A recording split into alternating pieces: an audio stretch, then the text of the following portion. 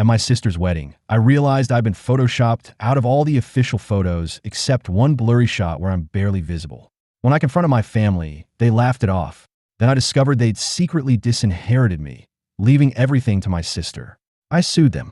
The champagne flute nearly slipped from my fingers when I saw the proofs. I'd come to the studio straight from work, still wearing the same stupid navy dress Jessica had rolled her eyes at during the wedding.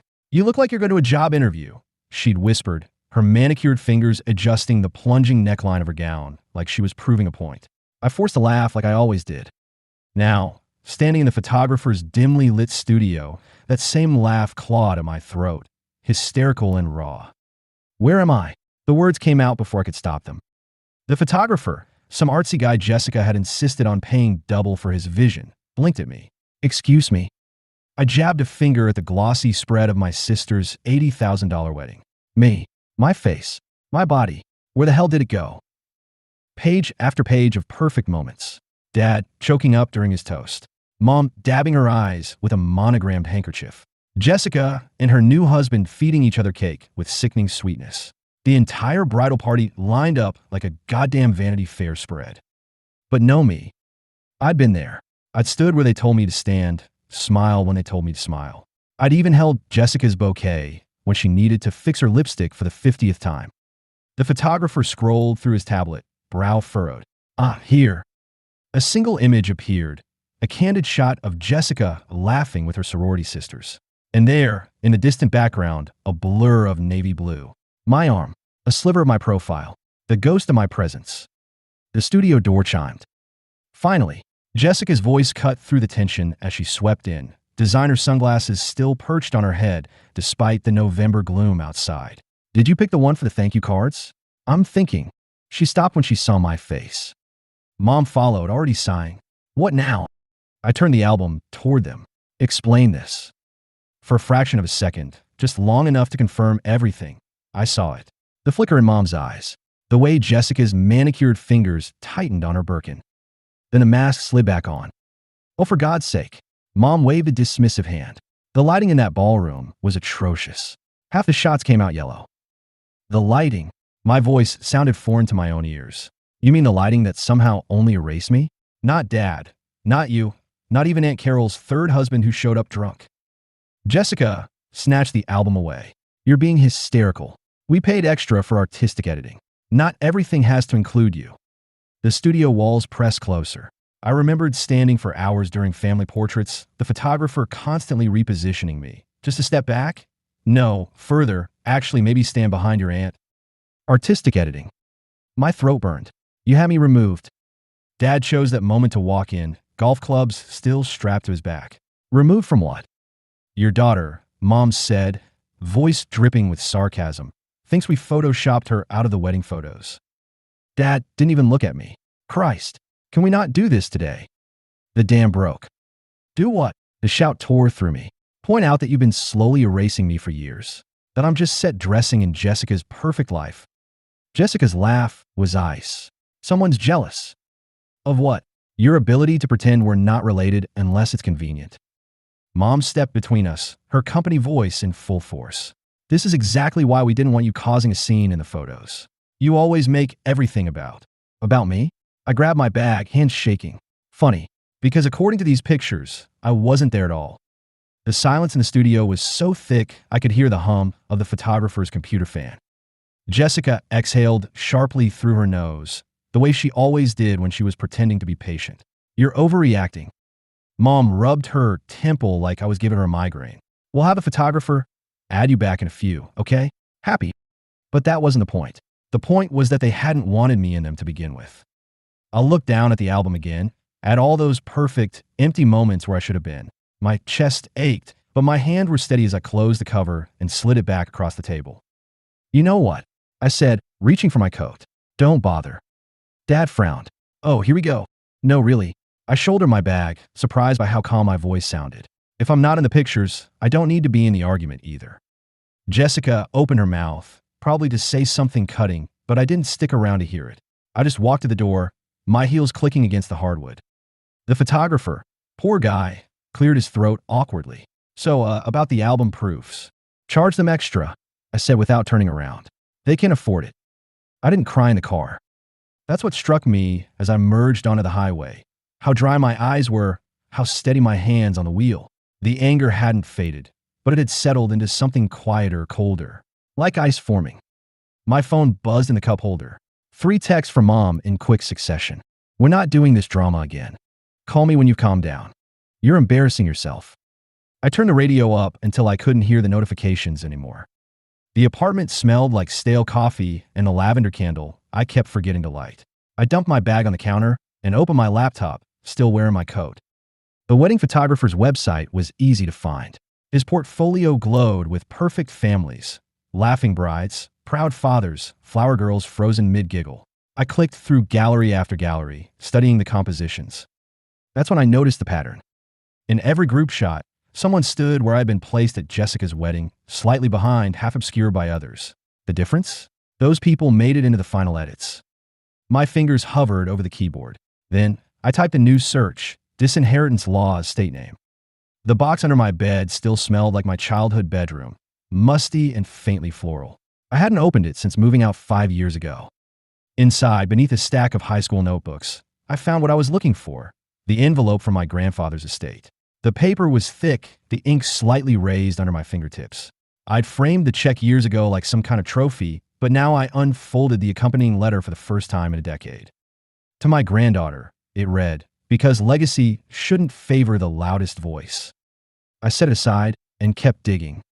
At the bottom of the box, beneath my college diploma and a dried corsage from senior prom, I found a real prize, a manila folder labeled medical in Mom's handwriting. My birth certificate sat on top, and beneath it, a notarized document I'd never seen before. The coffee shop near the courthouse had terrible pastries, but strong Wi-Fi. I spread the papers across the small table, my latte going cold as I cross-referenced dates with my phone. A shadow fell across the documents. Didn't expect to see you here. I looked up to find my cousin Nate holding a to-go cup, his law firm lanyard still around his neck. His gaze dropped to the papers.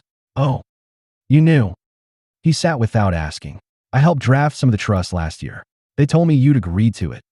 The lie should have hurt. Instead, it just confirmed what I already knew. I slid the photographer's contact sheet toward him. "Tell me what you see." Nate adjusted his glasses, studied the images, then very quietly said, "Oh shit." The parking garage echoed as we walked to his car. "You could contest it," Nate said, digging for his keys. But it's not about the money. I finished for him." He stopped beside his Audi. "Then what is it about?" I thought of the single blurred photo, my face just out of focus. "Proof," I said. Nate sighed and opened his briefcase. "You're going to need a better lawyer than me." He handed me a business card. "But she's the best." The card was crisp white with embossed black lettering. Eleanor Voss, Litigation and Probate Disputes. I pocketed it. "Thanks." "Don't thank me yet." Nate hesitated. "They're not going to just admit it, you know." The garage lights flickered overhead as I turned to leave. That's what courtrooms are for. Eleanor Voss's office smelled like lemon cleaner and expensive leather. She sat across from me, elbows resting on a polished mahogany desk, her sharp gray eyes scanning the documents I'd spread out between us. "Let me get this straight," she said, tapping a manicured nail against my birth certificate.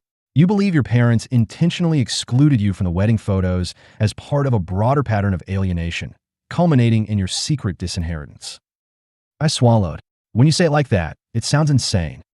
Eleanor didn't smile. Family law is 90% insanity and 10% paperwork. The question is, what do you want? I thought of Jessica's smirk, my father's cold dismissal. I want them to admit it, publicly. She leaned back in her chair, steepling her fingers. "You realize we're not talking about a simple probate dispute anymore. This would mean depositions, subpoenas for financial records, possibly even forensic analysis of those photos." "Good." Eleanor studied me for a long moment. Then she reached for a calendar. "We'll need to move fast before they liquidate assets. I'll have my team file the petition by Friday." The subpoena arrived at my parents' house on a Tuesday. I know because Mom called me 17 times before noon. When I finally picked up, her voice was shrill enough to crack glass. "What the hell is this? You're suing us." In the background, I could hear Jessica yelling something indistinct. "I'm not suing for money," I said calmly, watching Eleanor's paralegal highlight key passages in the trust documents across from me. I'm compelling you to testify under oath about why I was cut out, both literally and figuratively. The silence on the other end was so complete, I thought the call had dropped. Then, in a voice I barely recognized, Mom whispered, "You'll regret this." The click of her hanging up was softer than I expected. The deposition notices went out the following week. Nate texted me a photo of Jessica's reaction when the process server showed up at her McMansion. She threw a vase at him. "Missed. You owe me $200 for the dry cleaning." I was still laughing when Eleanor called. We got trouble. She forwarded an email from my parents' attorney, a countersuit alleging I'd emotionally manipulated them into the disinheritance. Attached were screenshots of random texts I'd sent over the years, cherry-picked to make me look unstable. "Classic DARPA strategy," Eleanor muttered. "Deny, attack, reverse perpetrator, and accuser." She glanced up. "They're trying to scare you off." I stared at the highlighted passages in the trust document. The clause specifying my exclusion was due to proven estrangement. "Let's give them something to really be scared of," I said. The forensic analyst Eleanor hired was a former FBI specialist named Yusuf with kind eyes and a terrifying attention to detail. "See this?"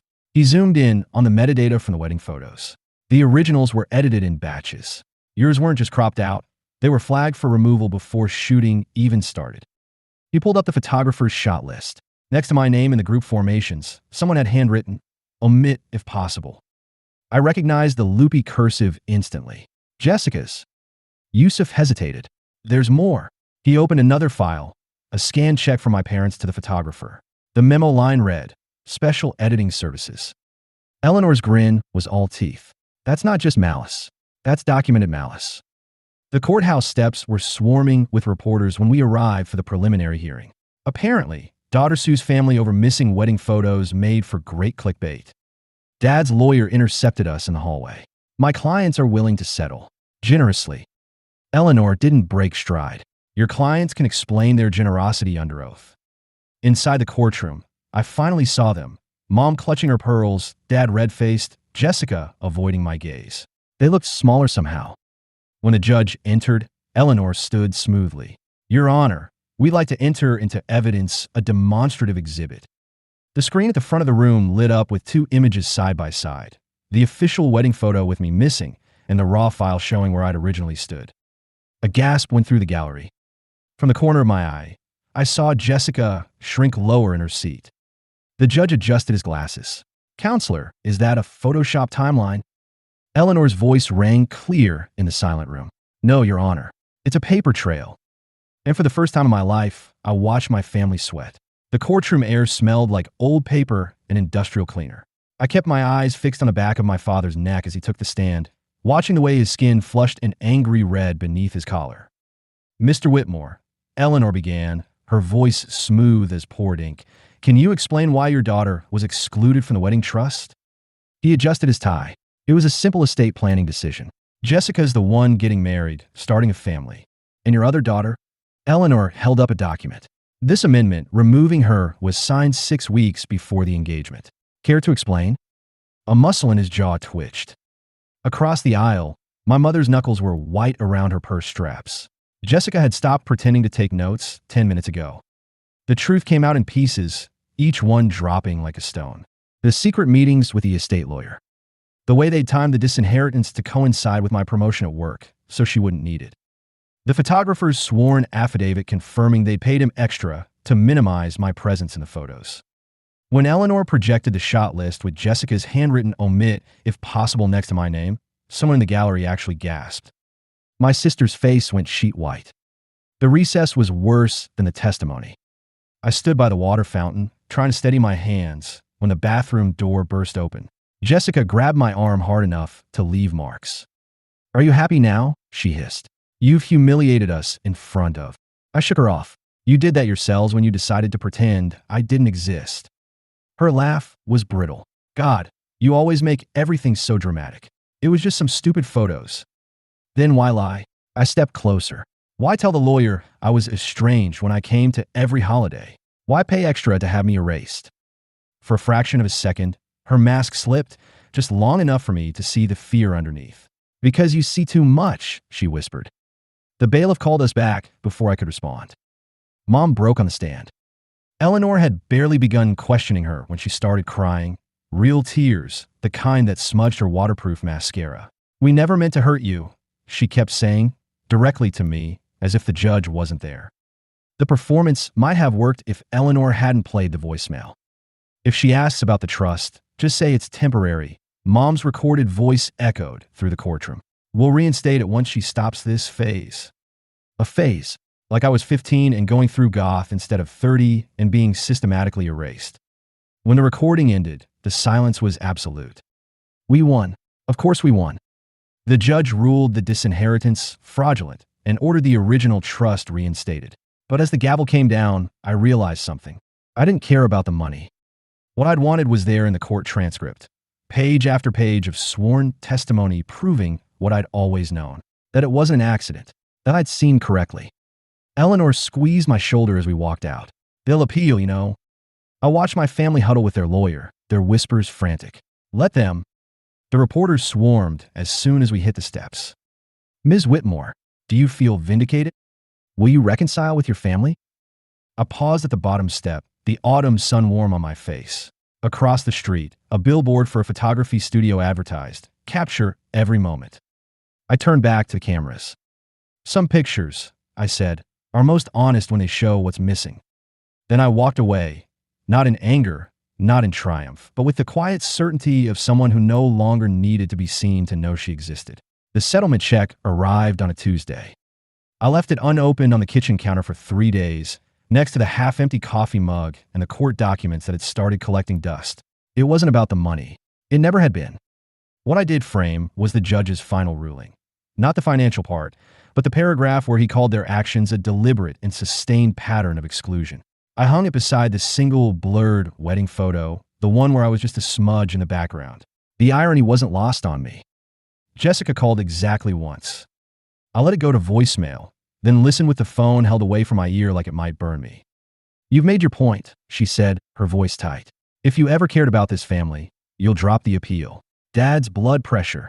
I deleted it before she finished. Mom tried a different tactic. A handwritten letter on her monogram stationery.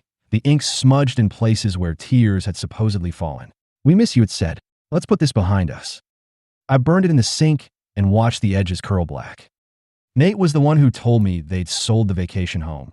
The one with the crooked shutter I'd broken falling out of the oak tree at 12. "Had to cover legal fees," he texted, followed by, "You okay?" I stared at my reflection in the darkened office window. The woman looking back was unfamiliar in the best way. Lighter, like she'd been carrying something heavy for years without realizing it. "Better than okay," I replied. The photographer reached out first. "I shouldn't have taken that job," his email read. "Attached are all the originals with you in them. No charge." I clicked through them slowly. There I was, standing exactly where I remembered, just off-center, half-turned toward Jessica as she laughed at something I'd said. My smile looked real. I saved one, deleted the rest. Spring came early that year. I was planting pansies on my balcony when a notification popped up, a news alert about my father's firm losing a major client. The article mentioned the lawsuit in passing, calling it a bitter family dispute. I wiped dirt from my hands and kept gardening. Later, over wine, my new therapist would ask if I felt guilty. "They're facing consequences," she'd say. "Does that bother you?" I'd swirl the Cabernet, thinking of courtroom testimony and photoshopped absences. "No," I'd say finally, "but it bothers me that it doesn't." She'd nod like she understood. Maybe she did. The last box arrived unmarked. Inside, wrapped in yellowing tissue paper, was my baby album, the one I thought Mom had lost years ago. My chubby toddler face grinned up from every page, frozen in birthday cakes and playground swings. Tucked in the back was a note. "You were always here." I traced the words, wondering if it was an apology or another lie. Then I closed the cover and put it on the shelf, next to the ruling, beside the blurry wedding photo, right where I could see it when I wanted to. Which, I realized as I walked away, wasn't often.